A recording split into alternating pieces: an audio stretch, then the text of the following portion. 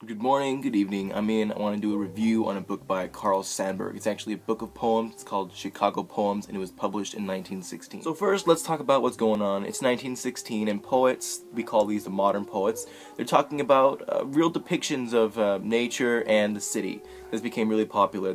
These poems are less and less about love and feelings and emotions, and it's becoming more about depicting real objects and situations. So Carl Sandburg actually uses this real depictions of the city of Chicago, which he does rather well, but he also makes political statements about the economy and about government intervention in politics. I think this book really does a good job at putting you in the situation of where everything is.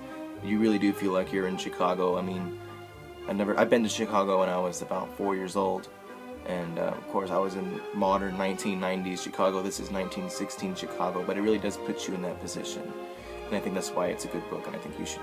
Of course you should read it. It's wonderful. Two things that I think were really popular on the tongues of people who are in Chicago in 1916 was the World War, which at this point it was ominously going on, and poverty, which was still raging, especially in the big cities like Chicago. And of course I think Carl Sandburg has this very leftist approach to everything, but I think he does a really good job at explaining how things should be.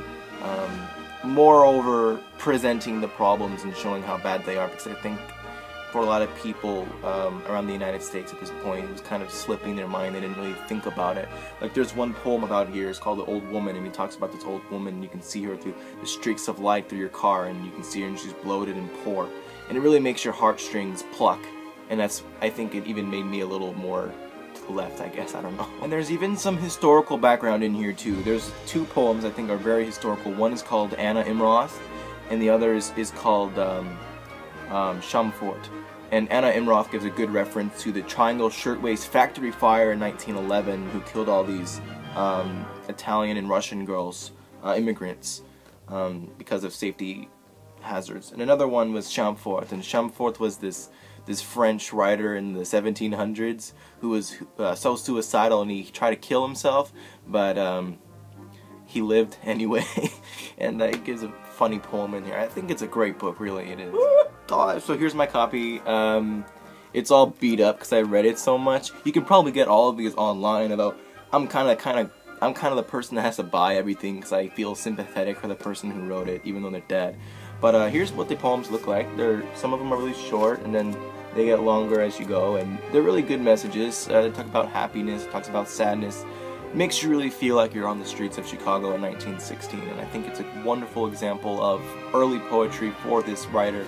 He would go on to win Pulitzer Prizes for a biography in the poem book. He wrote a good biography, Carl Sandburg.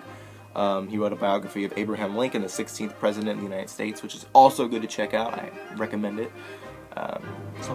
So it's good. Chicago Poems by Carl Sandburg. It's wonderful, wonderful, wonderful, wonderful. Go buy it, check it out. Thanks for watching.